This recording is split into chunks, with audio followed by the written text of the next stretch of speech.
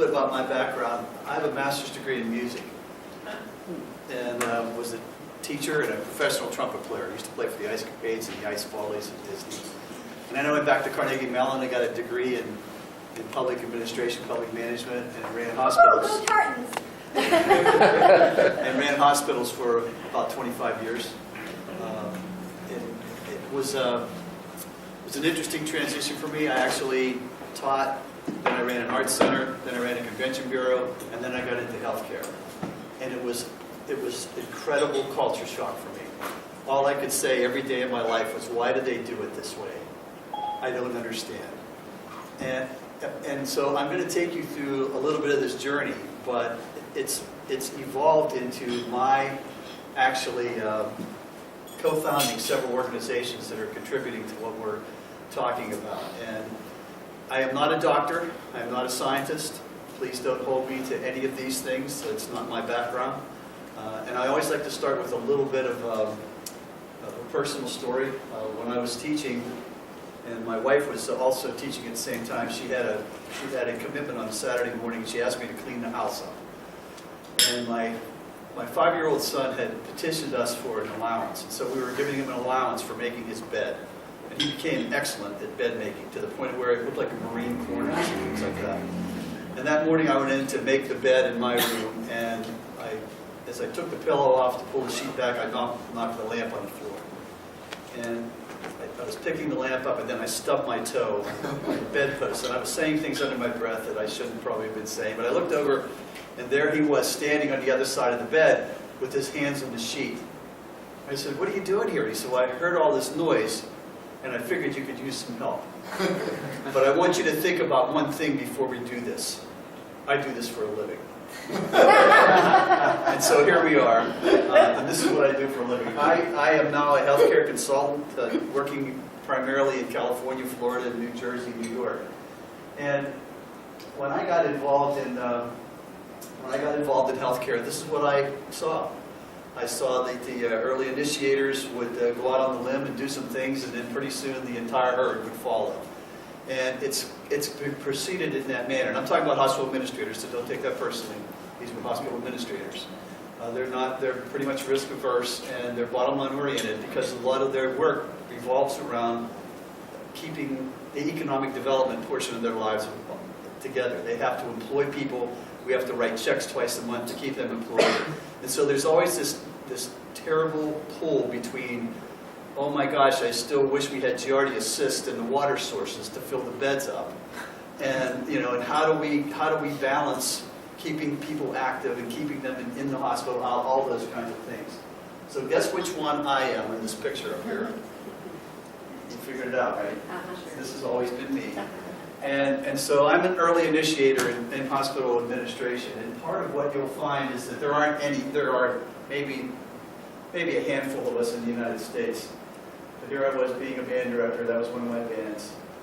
And one of the things that I embraced in terms of understanding what was going on is a poem by the guy by the name of Walter Foss, who talked about a medieval calf that went for a walk in the woods. And he actually went through a field and started to meander his way through the field. And then the next day, a dog saw the path and followed the path. And then the next day, a bellwether sheep, and all the sheep followed. And the next day, a man came. And the entire time the man walked that medieval path, he complained about how stupid it was, and how meandering it was, and how it took him 3 times longer to get where he was going. But he followed it. And then the next man followed it, and the next man followed it. And then they built a road on it. And we've all been on those roads, especially in Western Pennsylvania. Well, our minds are full of these calf paths. And what we're hoping to do today with Dr. Hanley and myself, because I co-founded the organization where he's the chief scientific officer, is to really get you to look at some of these calf paths that we're following and understand that we have the ability to break away from those. And there's a book out called Change or Die. It's an older book now by Alan Deutschman, and he basically gave 3 examples. One was the Orange program, one was the plant in, I believe, the San Francisco area, the Fairmont plant.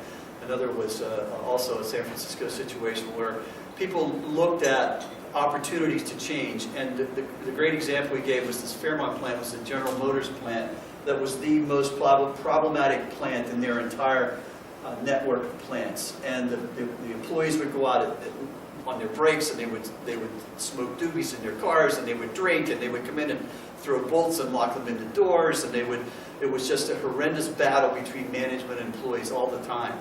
And so General Motors became so frustrated with this plant, they just closed it down. And it was a relatively new plant. And in the midst of that, they began a negotiation with Toyota, and Toyota came and said, well, why don't you let us use that plant out there, that Fairmont plant, and we're going to hire those people back. And General Motors was like, okay. Well, basically, they did. And it became the most efficient plant, in the entire United States. And part of the reason was they were getting input from those employees. And part of what I want to encourage us to do is to listen in a different way to each other and to our patients, because that's getting off of those capitals. So I took over a bankrupt hospital in 1997. Ernst & Young came in and said, it's over, the place is closed. And I had $6 million in the bank, total. That was it. That was less than 15 days in cash. And you have to make payroll every 15 days. And so the idea was, what am I going to do to make this place work? Because there were a few hundred people employed there. And so the challenge for me was interesting, because at the time, capitated managed care had just come in. And in capitated managed care, the concept was they were actually going to pay health systems for keeping people healthy. What an interesting concept. And so the first thing I proposed was to build this center in the back, that would have in it wellness and prevention. What a crazy idea in 1997. Wellness and prevention. And so we put in an integrative fitness center, and we were in a town of 4,200 people. This is three seconds from where Flight 93 went down, by the way. We put this in, and we put in a fitness center, and there were only 4,200 people, I guess, living in the community, and about 1,300 of them joined this center and began exercising and working out. And then we instituted integrative medicine. Now let me give you my interpretation of integrative medicine. As a young band director, I hurt my back, and I was helping my neighbor do something. I was 27 years old, and I literally couldn't straighten out. And they took me to the emergency room, and they gave me muscle relaxants, and they put me in traction, and it was football season. And I was no better, and I literally couldn't walk. I mean, it was like I had a hot knife stuck in my back. And a friend of mine, another teacher, said, get in my car, after about a week of seeing me struggling. And he drove me up on the mountain and knocked on the door of this beautiful old house, and a physician answered the door. He took me in, he looked at me. I sat on his exam table, he said, oh, your sacro's out. Reached down, pulled on my ankle, and I was fine. It was an osteopath, and he knew how to manipulate my back. And I said, why didn't the guys at the hospital know how to do that? He said, well, you know, this was the 70s. They weren't even allowed to practice there at that time. And so it opened my eyes to the fact that healthcare was really an incredible collection of silos. You know, I remember those terrible fights in my office with the podiatrist and the orthopod over how far up the ankle they could operate, or the invasive radiologist and the invasive cardiologist about who's going to put in what stents. And I mean, it was really a cottage industry. And so when we introduced these areas, I didn't care. That was the beauty of not being a physician and not being a scientist. I didn't care what made my patients better. I mean, you know, the word placebo was not a bad word to me. So if it was a golden retriever licking your hand that made you better, that was fine with me. And maybe they were getting some good additions to their microbiome from the retriever. But the reality for me was just get better. And as a former teacher, former arts director, former convention bureau person, I knew how to make people happy. I knew how to do things that were addressing the human spirit as well. And so when we began to look at what could we do to make people healthy, it was interesting for me because I had a chance to go on a Mediterranean cruise right when Clinton was trying to kill bin Laden with the missiles, and he missed them. So cruises were really inexpensive that year. And I ended up in the Mediterranean. We ended up in Kusadasi, Turkey, and they took us to this Roman ruins, and they were taking us, this was the library, and this was, and they took us to the hospital. And at the hospital said, well, there was music playing all the time, and they had fountains running, and they baked breads here in the hallway. And it was like, oh, wow, this is healing. And so my concept was to create a healing environment.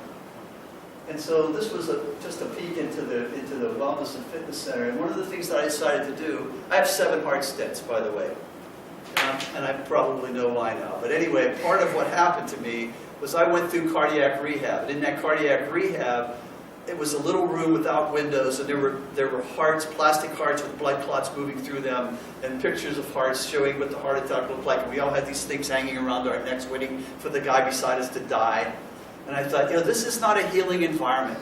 This is not a healing environment. How do we bring healing to the table? How do we let people know that health is important here? And how do we make health embraced? So in that workout facility where the community was working out, I also had cardiac rehab, I had pulmonary rehab, I had physical therapy, I had occupational therapy, and you couldn't make a mistake there because you were surrounded with healthcare people. So it was an incredible experiment for me in terms of what are we doing? Indigenous men always had music as part of their healing. I'm a musician. Why not music? We had string quartets. We had pianists all through the place. We baked bread in the hallways. And it was a whole idea of reaching out in a healing type of environment. So we had yoga, and Tai Chi, and Reiki, and drumming, and massage, and music. This was 1997. To say I was an outlier would be a huge exaggeration. But we had an entire hospital that embraced integrative medicine. Now let me explain to you, this was not like people hanging crystals over your head and running and chanting over you. This was, we had a credentialing process that demonstrated that each one of these people had the appropriate credentials and that they were able to do what they needed to do. When I introduced massage to that hospital, you would have thought I said, bring your firstborn children and I'm going to execute them. It was that controversial. But you see all those old mafia movies and these guys were all getting massages. They knew what they were talking about. It was a healing environment. We introduced 24-hour visiting. 24-hour visiting. It was like the nurses wanted me dead for that. Because it's like, why would you let people stay here? And truthfully, it was amazing because they became part of the healing teams. And we provided beds for them so they weren't sleeping in wooden chairs in their rooms. And I want to tell you that what came out of this was an idea. And the idea sprung from the fact that in 1992, I interviewed at Boys Town National Research Hospital. And it was a little 100-bed hospital in Omaha, Nebraska. And there was a priest by the name of Val Peters who swore like a sailor. He was a great guy. And I said, why do you call this a national research hospital? You're not affiliated with any universities. He said, well, I got this idea. He was a Jesuit. He said, I got this idea, and we hired 3 PhDs, and we hired 3 more, and 3 more. But we have 38 PhDs now, and we're a genome center. This was 1992. I mean, I thought those were things you put in your garden outside. What was a genome center? What were you talking about? And then he took me down and he showed me that they were trying to crack childhood deafness and blindness through the study of genomics in 1992. What a forward-thinking person that was. And so I had an opportunity about 3 years into my tenure, because we were in an area that had one of the cardinals of Congress back when earmarks were still the way to go. A guy by the name of John Murtha was in that district, and he loved what we were doing at that hospital. And he used to just come out and just get such a kick out of the fact that we had pet therapy and aromatherapy and massage therapy, and we were drumming drum circles, and we had all of these people coming from Pittsburgh and Cumberland, Maryland, and coming to this little hospital. We tripled in terms of our size. We went from about 300 employees to about 1,000 employees. He just loved to visit it because it was such a unique experience. And so he challenged me. He said, one of my board members was diagnosed with breast cancer. And she chose to come to this hospital. It was like, why don't you go to UPCI or to Sloan Kettering or MD Anderson? She was wealthy. But instead she stayed there, and she had all of this care that was not normal care. And her husband and family were allowed to stay, and she absolutely adored it. And she went to him and she said, Congressman, I know you're spending $150 million a year on breast cancer, but you're not doing anything in your own district. And he said, well, Nick seems to be doing a good job out there. Tell him to write a grant and get it in. We'll see what we can do. This was the result of that. We ended up running about, you can see the hundreds of scientists that were involved. We created the Winder Research Institute, and that is something I'm going to talk about here in a minute. So it's now the Chan Sun Chong Medical Center and Institute for Molecular Medicine. If you don't know who Dr. Sun Chong is, do any of you know who he is? You should get to meet him. He's the wealthiest physician in the world. He's worth $12 billion. but he's the guy that's heading up Moonshot 2020 for the federal government. And all of that is being, all the tissue is being stored in Windber at the Research Institute that we began there. And so I had an opportunity in 2001 to begin to see the implications of genetics, on medicine, and to see that marriage between integrative medicine and genetics. There aren't many of us. There aren't many of us. And the beauty of it was I was the head of this research institute and the head of the hospital. And so with every one of our research projects, I included behavioral modification. I was the boss. I wasn't a scientist and I wasn't a doctor. I was just a curious guy. And so we would literally do the test that would then look at the genetic implications before and after behavioral modification. 2001. So in 1987, when I was at Carnegie Mellon, I was doing this program in epidemiology, and the professor challenged us to find one thing that would absolutely change the healthcare of the region that we serve. And I decided I was going to give pneumococcal vaccines to every at-risk person. Every at-risk person in our area was going to get a pneumococcal vaccine. So I called the internal medicine staff together and I said, we're going to give out pneumococcal vaccines. And they almost killed me. They went crazy. They said, how do you think we pay our bills? How do you think we put our kids through college? We need this. We don't want you giving out pneumococcal vaccines. I was so shocked, so hurt, so taken back. Well, 2 years ago, I'm standing in front of a series of group of cardiologists, and I told them about introducing the coronary artery disease reversal program, and I had the same pushback. They said, let's talk about the elephant in the room. We really don't want these people to get healthy. I know you don't fit into either one of those categories. I know that's not what we're talking about in here today. But understand that the pendulum had swung so far in terms of the medical industrial complex that the driver became do as many things as we can, to as many people as we can, as often as we can, to make money from it. And we became the factories, and the patients became the widgets in those factories. That was the evolution. That was what was going on. It was a train wreck. And it is a train wreck. It's not a health system. And so that switch is being thrown between quality and quantity. And it's being done by economic drivers now. We were looking before at volume, not value. We were looking at silos, not integration. We were looking at episodic care, not preventative care. Specialty care, not primary care. Utilization management, not care management. And it's interesting because whenever someone said to me, what's your greatest criticism of the Affordable Care Act? I said it was that you didn't raise the incomes of the family practice physicians and the internists enough. Because they are the gatekeepers. They're the ones that are going to help us control this system. The rewards are still not there. I remember when my wife had our first child, she stayed in the hospital for 5 days and had jacuzzi baths and all these things for 5 days, and now you have the baby as you're driving by the hospital. Well, it's because of the reimbursement structure. And where the money goes is where the health systems go. And so the challenge that I've had since 1997 is that there are about 5,000 codes right now in the Affordable Care Act that would pay for integrative treatments, but they're not being paid. And so consequently, you have this quiver with all these arrows that could be in there for treating your patients that you can't utilize because people aren't paying for them. Healthcare in the United States is like, the two of us go to Brooks Brothers, I say, I'll take everything in the store and you pay for it. That's the problem right now. So we know that there are about 1/3 of the U.S. healthcare spending is wasted. We know that there are missed opportunities that in prevention of about $55 billion a year. We also know that the United States, and this is an old statistic, but we're still the highest spender of healthcare with some very poor results. And we also know that 45% of the people projected to join into the Obamacare program are going to be at the Medicaid level. So when you talk about population health to a hospital administrator, what you're basically saying is, okay, so all these people that didn't have insurance before are going to have insurance now, but you can't afford to take care of them. I can't afford to have all of these Medicaid people coming in for the heart surgeries. And so how do I help them not have the heart surgeries? How do we get into population medicine? How do we get into approaching health in a different way? The challenge is, numbers here. So look at the numbers here. We were basically here, we're projected to go to here in terms of spending. And there are about 10,000, I said 7,000 the previous slide, but there are about 10,000 of me falling into Medicare every day in this country. So how do we do this? You know, how do we improve the health of the population? How do we enhance the patient experience of care? How do we reduce the per capita cost of care?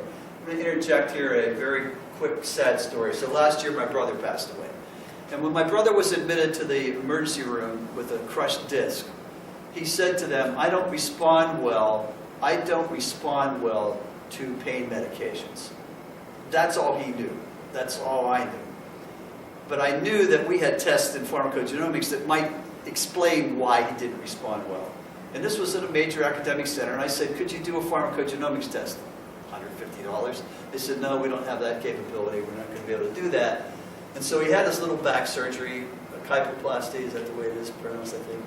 And woke up the next morning screaming, covered in shingles, and with this back situation. And so they began injecting him and putting patches on him. And 2 days later, I get a phone call, you need to come to the hospital right away. Your brother's unresponsive. We can't get him back. So I got to the hospital. They had tried intubating him 3 times. They finally brought him back. Kidneys were pretty much destroyed. He was in the hospital for 95 days. The bill was $1.3 million, and he passed away. And the kidney failure was a major reason that he passed away. Well, when you look at this whole situation, that $150 test in pharmacogenomics, which Dr. Hanley and I have been working on for many years now, might have changed that whole experience. And so when you look at what we don't know, I just got my pharmacogenomics test back yesterday, my own personal one. And I had these heart problems that I mentioned to earlier back in the 80s. Well, when I look at that test, it explains to me why I had those heart problems back in the 80s. Because the statin that I was on, guess what? With my genetic background, it caused heart problems. You can pass this around and look at it, because it's a very interesting test. So, I'm going to skip through a lot of this because part of it is already done. So due to the obesity epidemic and our sedentary lifestyles, we have this ever-increasing growth of chronic disease. This was an interesting thing. I couldn't sleep one night. I had bronchitis about 5 years ago, and Oprah was still on. And this author came on, and he was talking about the fact that in 1960, the average family was spending about 18% of their salaries on food and about 9% on health care. Now we're spending about 9% on food and about 18% on health care. I remember walking DuPont Circle with one of my scientists, and we were talking about his father invented the triggering device for the hydrogen bomb, so he was a very paranoid guy. He was always looking behind us if he walked. But he said to me, the largest experiment, scientific experiment ever perpetrated on mankind without his knowledge was hydrogenated fats. Because it kept those Twinkies alive for years. I actually had a biology professor that walked in, got himself a McDonald's milkshake, put it at the top of his bookcase, and at the end of the semester took a drink out of it. Because there was nothing wrong with it. You know, the hot dogs from the 50-year-old hot dogs are finding in the landfills in New York that are still hot dogs. And so with the aging baby boomers, with all these bad practices, physicians are crushed. With the Affordable Care Act, these are marketing opportunities. And thank goodness, during the Bush administration, it took effect during the Obama administration. They stopped reimbursing hospitals for wrong site surgeries. Isn't that interesting? Hospital-acquired infections became problematic for the hospitals because we always were getting paid for infecting people. Readmissions prior to 30 days we began becoming penalized for. And the HCAP scores we began being penalized for. And so quality started to become more interesting to hospital administrators. Because if you weren't going to get paid, or if you're going to get penalized for these things, you had to start paying more attention to them. So the fact that we have about $35 billion a year being spent annually on diabetes, we have 26 million, or about 8% of the United States, that's diagnosed with type 2 diabetes, and another 70 million people, 22%, in developmental stages to diabetes. That's a third of the country. A third of the country. And so transformational education, We want evidence-based information. We want mindfulness and other forms of meditation. We want habits change process. So there are 19,000 papers written on the efficacy of acupuncture alone.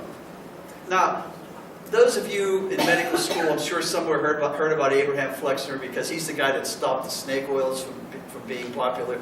Back in 1910, the American Medical Association said, look, we got to do something about this. There are like 5,000 medical schools, and you can do anything, and you can be called a doctor. You can do a residency for 6 months with somebody, and all of a sudden you're a doctor. We have to get rid of all this craziness. And so they put out an RFP, request for proposal, and no MD would take the job. So they got this PhD, Abraham Flexner, a German scientist, PhD, and he said, I'll take care of it. And so he put everything on the table that was being done to treat people, everything from the whole world, and said, I don't understand any of that. And he said, boop, we're going to get rid of this, and we're only going to do science, period.